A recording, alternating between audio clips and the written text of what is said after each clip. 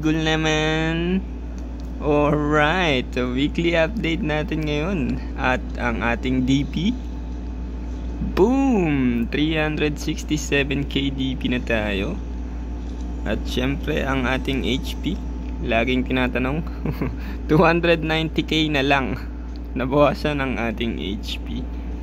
Dahil yan sa bago nating item, no? Wala na tayong necklace. Ang gamit na natin ay Heart of Coldness at Burglar Ring na plus 12 na rin, di ba? Yan, ang dahilan lang dyan kaya tayo nagpalit dahil mahal mag-transfer pagka plus 15 na. So, unti-unti ipa-plus na natin ang ating accessories para mag plus 15. At ano pa bang bago? Meron tayong bagong card, no? Nung mga nakaraang araw ko lang ito nakuha. Yung Raidrick, no? Meron na tayong Raidrick. Saan na yun? Yan, nakakuha na ako ng Raidrick at nakakuha na rin ako ng Squidget. So ngayon yung aking Squidget ay naka-deposit na. Para sa additional na 3% tama, 3% crit. Diba? Saan ba yan? Yan. Ay mali. Card album pala. Yan, sa card album, diba, naka-deposit na si Squidget. Nawawala pa. So na yan. Yan. Meron tayong collection stat na crit plus 3. Alright. At medals, no? Sa medals naman, medyo wala pa rin nagbago, no? Pero level 19 na ang ating Medal of Charm at Medal of Tempest, no? In-upgrade ko sila last week. So 18 lang yan last week. So ngayon 19 na. Para lang medyo balance ang ating stats, no? So magkakaroon tayo ng ratio na 2:1, no? Sa Medal of Heroism at Medal of Charm and Medal of Tempest. So pag nag level 40 ang Medal of Heroism natin, dapat level 20 na ang ating Medal of Charm at Medal of Tempest. Siyempre sabay natin ang ating Medal of Valor. Alright, at siyempre sa baba, yun pa rin ang ating ina-upgrade, ang Fire Medal at ang Rock Medal. At unti-unti ina-upgrade ko rin itong Storm Medal sa physical attack para sa ating Gate of Suffering, di ba? At ang Frost Medal natin na level 16 pa rin. Itong Spring Medal, no? Na-upgrade ko to, hindi ko dapat ito i-upgrade, napindot ko. Yan, tapos ang PvP, di ba? Ina-upgrade din natin Medal of Innocence. Yan. At syempre sa statue, di ba? Apat na yung max level dyan. Pero yung Valkyrie rune, hindi natin ina-upgrade, no? Bakit? Kasi ang max ayan, sinisipon pa ako. Ang max level ng Wisdom ay meron lamang P damage reduction at M damage reduction na 2%. So ganoon din ang mangyayari sa ating Valkyrie rune kung i-upgrade natin ng level 15, no? So kung i-upgrade man natin yan, baka huling-huli na, no? Ngayon ang ina-upgrade natin pa rin ay Relic. So ngayon meron na tayong level 3 na Relic na nagbibigay sa atin ng 5.6% neutral damage bonus. Alright, at pag nag level 4 yan, syempre i-upgrade din natin to. Yan, kaya iniipon natin yung mga yung mga Spark Wand of Relic. Alright, at syempre ang pinaka-importante, ang ating feathers, no? Nagpalit tayo ng feathers ulit. Nag-adjust tayo konti, kaya bumaba yung ating HP. Yan, sa ating attack feathers meron tayong time and space tier 8. At sa pangalawang feathers na attack tier 7 naman. Sa pangatlo ay tier 6. At yung ating dalawang huli, di ba, ay light and dark pa rin na combo. Sa defensive feathers naman, simulan natin sa baba. Yun pa rin, tier 16 na F2P feathers, 3 purple, di ba? Parehas lang dito sa pangalawa. At sa pangatlo, parehas lang din. Yung pang-apat ay 3 golds na lamang, no? Binawasan natin. Kinuha natin yung isang nature feather dito at inilipat sa attack feathers para sa mas mataas na ignore defense. At dito rin syempre sa pinakahuli na ating feathers, ganun din. Kinuha rin natin yung nature feather. So hindi ko siya totally tatanggalin, no? Baka ibalik ko rin, no? Or baka mag-upgrade ako ng bago, or baka ilipat ko itong divine feather ko, ilipat ko dyan para for gold siya, diba? Hindi pa natin alam. Or baka i-upgrade ko rin sila ng tier 16 na 3 purple. Depende sa ating resources. Sinantay ko pa yung sa event, sa Pendir, no? Yung rank, para may adjust ulit ang ating feathers. Yan, so ang ating stats, meron na tayong 80%, no? Tumataginting na 80% P damage bonus. At ang ating ano pa ba,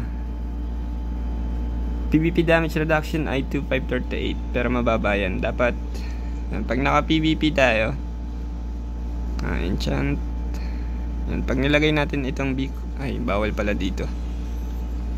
Pag nilagay natin yung beacon ay 2.6 na rin nata yan. Kaya lang ano, yan, dapat talaga 2.7 ang i-target natin na PvP damage reduction. Kasi na yun, sa details, yan 2598 pala, no? Tapos ang PvP damage bonus natin ay 1221. Yan, at sa ano pa ba, yung damage reduction dito na 58% lang, no? Yung physical damage reduction, pinapataas ko rin yan, pero kasi pag PvP, ang ating enchant na ginagamit dyan ay stone skin na may crit resistance. Kaya ang ating yan, ang ating reduction ay 66.62% sa physical, no? At ang M damage reduction natin 62%, dahil yan sa Sting card, no? Alright, ano pang update natin? Sigils, no? Sa sigils yun pa rin, no? Nadagdagan lang ng isang level ang ating immortal body. Hindi ako maka-snap, no? Isang buong linggo hindi ako maka-snap ng immortal body. So baka ang gawin natin, no, sa may guild shop kasi, 'di ba? Punta muna tayong guild.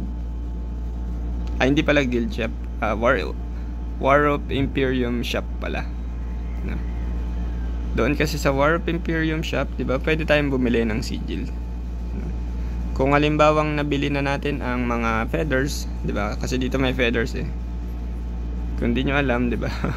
Yan, nabili na natin ang ating mga feathers dito. So ngayon, iniipon natin yung mga extra natin, ibibili natin ng sigil na para ma-upgrade natin.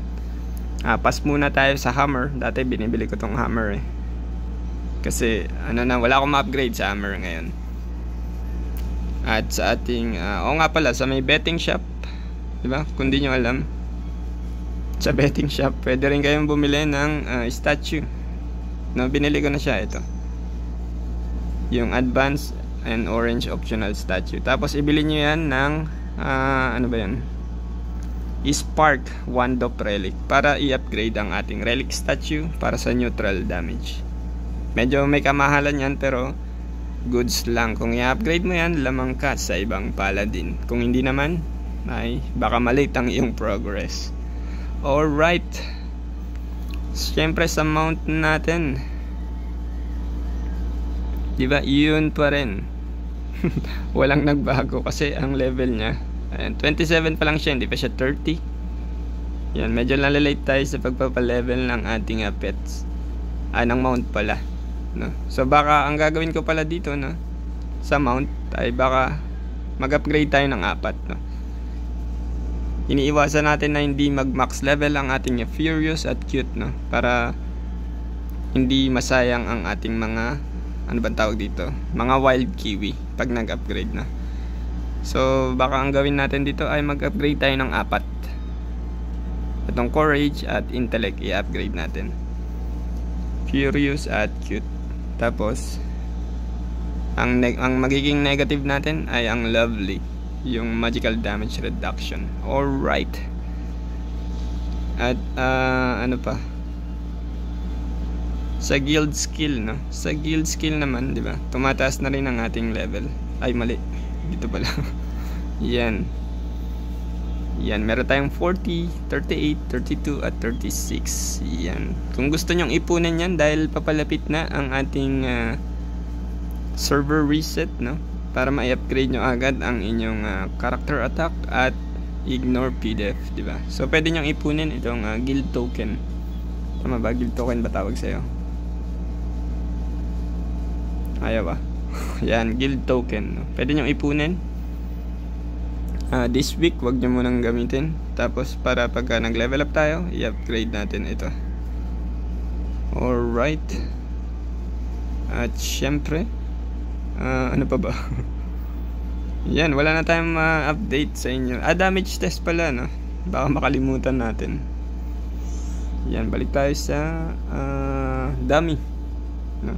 Ako nga pala, yung gamit kong bagong accessories ngayon na itong burglar at yung Heart of Coldness ay na-damage test ko na rin, no? Kumpara sa necklace, no? Ang necklace kasi, no, nabawasan ang ating HP ng, ay mali, balik natin yung mga